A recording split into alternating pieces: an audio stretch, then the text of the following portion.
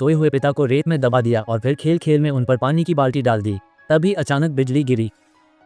सभी लोग डर गए और भाग खड़े हुए। दोनों बच्चों ने अपने पिता को देखा तो वे ये देखकर हैरान रह गए कि उनके ऊपर की रेत कांच में बदल गई है और उनकी गर्दन से बहुत खून बह रहा है। उन्होंने तुरंत 911 पर कॉल किया और दमकल कर्मी मौके पर पहुंच गए। उन्होंने देखा कि उस आदमी की नब्ज तेज चल रही थी और उसकी सांसें धीमी चल रही थी। उन्हें शक था कि बहुत ज्यादा खून बह गया है। उन्हें उस आदमी को तुरंत खोदकर निकालना था। दोनों बच्चों को बहुत बुरा लग रहा था, लेकिन उन्हें समझ नहीं आ रहा था कि रेत कांच में क्यों बदल गई। बर्क ने ये देखकर तुरंत दोनों को समझाया। बिजली गिरने से रेत का पानी कांच में बदल जाता है। इस बीच दूसरे दमकल कर्मियों ने पाया कि कांच के एक टुकड़े ने उस आदमी की गर्दन की धमनी को छेद दिया था। गनीमत रही कि वो आंशिक रूप से जल गया था, लेकिन जब टीम ने उसे निकाला तो कांच ने उसकी बांह की धमनी को भी काट दिया था। वे हाथ को चीरकर उसे बचाने में सफल रहे। फिर उसे स्ट्रेचर पर लिटाया गया और अस्पताल ले जाने के लिए तैयार किया गया। उस आदमी ने अपने बच्चों को दिलासा देते हुए कहा कि वो ठीक है और चिंता न करें, मैं तुमसे प्यार करता हूँ डैडी, मैं भी तुमसे प्यार करता हूँ। इस आदमी ने 911 पर कॉल करके बताया कि उसने अपने बाथरूम में एक बच्चे के रोने की आवाज सुनी है, लेकिन जब दमकल कर्मी वहाँ पहुंचे तो उन्हें कुछ सुनाई नहीं दिया। तभी कप्तान को कुछ सुनाई दिया। उसने तुरंत स्टेथोस्कोप उठाया और देखा कि बच्चे के रोने की आवाज आ रही है। सीवा में वाकई एक बच्चा था। ये देखकर वो दीवार तोड़ने के लिए कुल्हाड़ी पकड़ने लगा, लेकिन गनीमत रही कि कप्तान ने उसे रोक लिया। बच्चे को बचाने के लिए दमकल कर्मियों ने हाथ से खुदाई शुरू की। जल्द ही सीवा का पाइप बाहर आ गया। उन्होंने उसे आरी से काटा और आखिरकार पूरा पाइप निकाल लिया गया। फ्लैशलाइट की रोशनी में उन्हें वाकई एक बच्चा फंसा हुआ मिला, लेकिन बच्चा पाइप में बहुत कसकर फंसा हुआ था और उसे बाहर नहीं निकाला जा सकता था। फिर उन्होंने पाइप के अंदर लुब्रिकेंट लगाया। कप्तान के हल्के से धक्का देने पर आखिरकार बच्चा बाहर आ गया। हालांकि बच्ची की सांसें थम चुकी थी। दमकल कर्मियों ने बच्ची के सीने पर थपथपाना शुरू किया।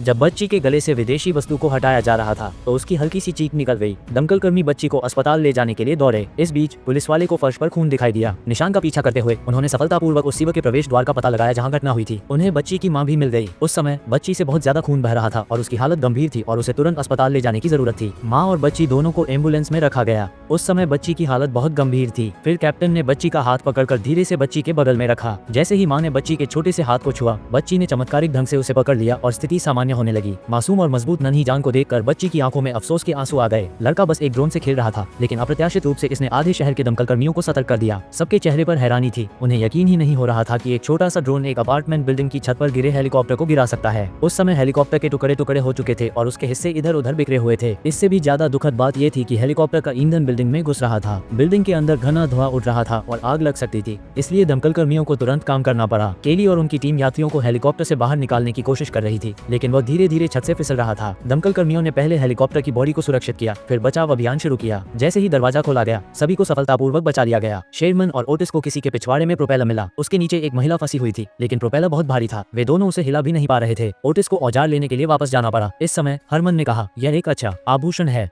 उद्धरण चिन्ह, जिससे वो कुछ देर के लिए अपना दर्द भूल गई। अंत में ओटिस और शेरमैन ने महिला के रोटर को उतारकर उसे एम्बुलेंस में भेज दिया। इस दौरान उन्हें प्रोपेलर में एक रिमोट कंट्रोल ड्रोन फंसा हुआ मिला। बिजली के तारों से टकराई कार से बाहर निकलते समय आपको एक ही समय में दोनों पैरों से उतरना चाहिए, नहीं तो आपको इस तरह कट लग जाएगा। अभी अभी एक आदमी बिजली के खंभे से टकरा गया और बिजली के तार सांपों की तरह जमीन पर गिर गए, जिससे आदमी अपनी कार के अंदर फंस गया। कार की छत पर हाई वोल्टेज तारों से घनी चिंगारी निकल रही थी। वो व्यक्ति बार बार मदद के लिए पुकार रहा था। दमकल कर्मी ये दृश्य देखकर दंग रह गए। पूरे इलाके में बिजली आ सकती थी, इसलिए जल्दबाजी में कोई कदम न उठाते हुए बेन ने उस व्यक्ति को कार में ही रहने और डुलने से मना कर दिया। जैसे ही दमकल कर्मी तारों को एक तरफ करने की कोशिश कर रहे थे, कार से गैस लीक होने लगी। उस समय अगर उस पर जरा सी भी चिंगारी गिरती तो उस व्यक्ति की कार तुरंत फट जाती। स्थिति बेहद जरूरी थी, लेकिन बिजली काटने में कुछ समय लगता।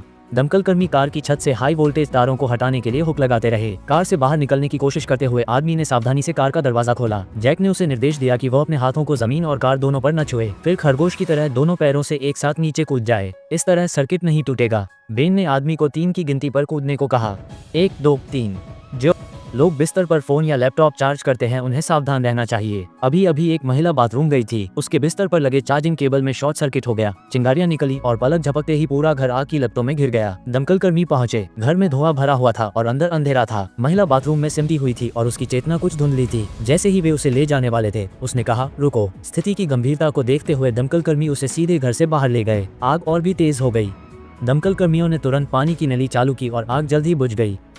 उस समय महिला खांस रही थी, सांस लेने में दिक्कत हो रही थी, गले में दर्द हो रहा था। चार्ली को चिल्लाकर नाम लेने की कोशिश कर रही थी। तभी कैप्टन को एहसास हुआ कि अंदर अभी भी कोई है। दमकल कर्मियों को खोज जारी रखने के लिए सूचित किया गया। ट्रेविस को अचानक एक हल्की कराह सुनाई दी। क्या तुमने सुना? हे भगवान, यह एक बच्चा है। सभी लोग चार्ली को पुकारने लगे। फिर जैक ने जगह का पता लगाया। दमकल कर्मी एक जली हुई कुर्सी उठाकर इकट्ठा हुए और चार्ली को देखा। पता चला कि चार्ली महिला का पालतू कुत्ता था। फिर उन्होंने भीड़ की तालियों के बीच बचाव कार्य पूरा किया। जब तुम नशे में थे तो तुमने कभी कौन सी बेवकूफी भरी हरकत की है? कल रात यह महिला नशे में थी और सीधे अंदर जाने के लिए शॉर्टकट लेने की कोशिश की। नतीजतन वो दीवार की दरार में फंस गई। महिला 12 घंटे से वहाँ फंसी हुई थी। खुद को यहाँ से बाहर निकालो, मुझे लगा कि मैं बच जाऊंगा, लेकिन जितना मैं अब भी कोशिश कर रहा था। वह हिलने की कोशिश कर रही थी, लेकिन एंडी ने उसे ऐसा करने से मना कर दिया। वो इतनी देर से फंसी हुई थी कि उसे कुचलने से चोट लगी थी और वह चाहता था कि वो उसकी एक उंगली पकड़ने की कोशिश करे, लेकिन वो स्पष्ट रूप से ऐसा नहीं कर सकती थी। जैक पहले ही दीवार के दूसरी तरफ पहुंच चुका था। अचानक महिला भावुक हो गई। उसके सीने में जकड़न महसूस हुई। यही है, मैं ऐसे ही मरूंगा, तुम्हारे बीच जमकर और फंसकर।